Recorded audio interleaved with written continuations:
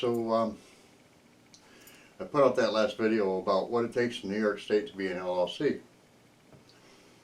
It was a good video. A lot of attention's been drawn to it. But a lot of attention that was drawn to it has also been sent back to me. I'm not PC. I smoke. I do drink. Hey, I'm a person. I'm allowed to do what I want. I was asked, why did you do that video? What compelled you to do that video? I run 3 businesses.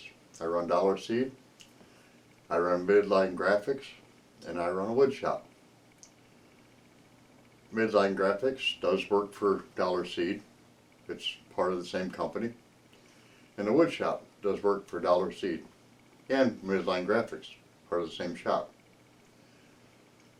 The problem I was having is that I've reached a point in my life where I'm just getting tired of the IRS coming to me and saying, hey, give us all your money. You know, I mean, you have to know when you can say enough is enough. As a sole proprietor, and I've been running Dollar Seed now for 12 years, as a sole proprietor, you don't intend to create something that's going to be huge. That's just a given. You just say, okay, well, I'm going to do this, make a little side hustle, life goes on. Well, the problem with that is that out of that side hustle now, Dollar Seed is a good example. So far in 2022, we're not at the end of the month or end of the year yet, we're real close. We're pushing $300,000 in sales. That includes Midline Graphics and it also includes the wood shop, but we're pushing $300,000 in sales. And I can spend a lot of money. I can say, okay, I want to open a print shop. I want to get my wood shop working again. I can do all this stuff. But as I start creating more things that have potential of bringing in a better income, I also create more things that bring in a potential higher taxes. The taxes is the reason why I chose to run with an LLC and to put it under an S-Corporation. Now the main reason for this is because as a sole proprietor, when I get done with all of my expenses for the year, now I don't know where my total numbers are, but let's just say out of almost $300,000 in sales, I can write off everything except for about $135,000. That means me personally, I have to pay tax on that $135,000. Those are just estimates. It's not true numbers. I guarantee you they're not true numbers. Just 300,000, yeah, that's probably going to be a true number. But the 135,000 left over at the end of the year after all expenses, it's not. But then you have to take into consideration that you have things like equipment. Okay, the print shop. I got a $4,000 CO2 laser. I have 5 heat presses. I have numerous computers and different printers for different projects and stuff. Then in the wood shop, I've got equipment, I've got expenses, I've got bills. You know, all this stuff all adds up. All of the equipment goes into one big thing that says, okay, you can only write off maybe 1/5 of it this year. So now you have to be able to say, okay, you can only take part of the whole expense that you put in and write off 1/5 of it this year. And then for the next 5 years, you can write another 1/5 off, another 1/5 off, another 1/5 off. But during all that time, you're also going to be adding more equipment, doing more things, and everything's just going to get like, what? So you have to have an accountant. I won't do it without one now. This is my first year doing it with one. And like I said before, it was well over $4,000. And that package was my accountant, my tax advisor, and some lawyers to get everything set up to be able to do what I'm doing now. But if I didn't do that, I would be paying personal taxes of about $135,000. That doesn't include my regular job. Now mind you, I've been out of work for the last 1.5 years on disability. Disability is non-taxable. And trust me, I have had a lot of fights with these guys on the insurance company and with my lawyers. I have different lawyers for that. But with my lawyers and stuff, because if you're on disability, and say you're making $50,000 a year on disability, that's your platform. You're making $50,000 a year on disability, or it's your job. Now you go to disability, and they give you 1/3 of that pay. So now you were here, and you should be here. But where you were before and where you are now, if where you were before becomes way up here, there's questions to be asked. Are you on disability to make more income?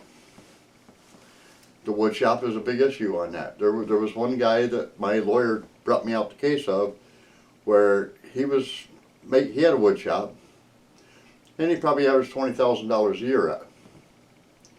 He went on disability, and the wood shop, because he had all that time off, now he's not doing his regular job, shot up to over $100,000 a year. The insurance company went back after that guy, would do right, because he couldn't have done what he was doing if he still had his job. What he was doing was just impossible to do if he was still working a regular job. But they went after him for it, and he ended up having to pay them back everything that he made while he was on disability, because he improved his income while he was on disability. For me, I was able to prove that's simply not the case. I had the print shop before I went on disability. The wood shop was being opened up before I went on disability. The seed business, well established before I went on disability. And year over year, the seed business so far, and this is just a generalization, but the seed business so far, since 2010, has been a 30% increase every year. It just keeps climbing and climbing and climbing. It's phenomenal. I love it, and I'm glad that it does it. But it's something to pay attention to, is that some things in life that you do can hurt you in the long run, so you got to be careful about how you play. And again, that's why I have accountants now, that's why I have tax advisors and everything else going on. So when people ask me, well, why did you decide to go this route? What made you decide you needed to go to LLC and then reach out as being an S-Corp? It's because I was being taxed at the full amount, which was a lot. I mean, at my regular job, $50,000 a year, that's a 35% tax bracket. At 135, that's like a 70 or 60% tax bracket. It's pretty high. So I have to pay 60% of that $135,000 that the business is making that I couldn't spend doing something else to create more income. Well, if you're doing something to create more income, you're going to create more income. It's just a given. So your income goes up, your expenses maybe go up a little bit, but you can't write off all your expenses. So it's an uphill battle. You got to keep fighting it. If you're in it for the game and you really want to do your best, you got to learn how to play the game. And to be honest with you, if you try to play that game alone like I was for 12 years, you're going to lose. You'll lose because the IRS will take major advantage of you. And to be honest with you, you can't reach out to Tax Act or any of these other places and say, hey, help me out here, because they have no clue about anything has to do with businesses. Yeah, they can help you file Schedule C, which is claiming your business. But then you have your self-employment tax, then you have your tax basis and all that other stuff that all adds on. By going to an S-corporation, I no longer am responsible for any extra income the business makes personally. I can divide it up between shareholders, which right now is 80% me and 20% my girlfriend, who is also the seed house manager, and she's now my chief operating officer for that part of the business. But my tax advantages of that are that nobody pays self-employment tax anymore. I can add benefits, which this is the first year I've been able to do that. We just gave our first year-end bonuses out. I can give people like really cool benefits like health insurance and paid vacations and stuff like that. Paid 6 days if I want to. And it's all an expense to the business, but it's no longer an expense to me. That's a big part. That's a huge part.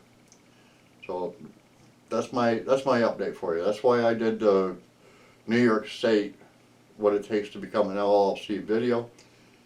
And I hope you enjoy it. Thank you. Bye.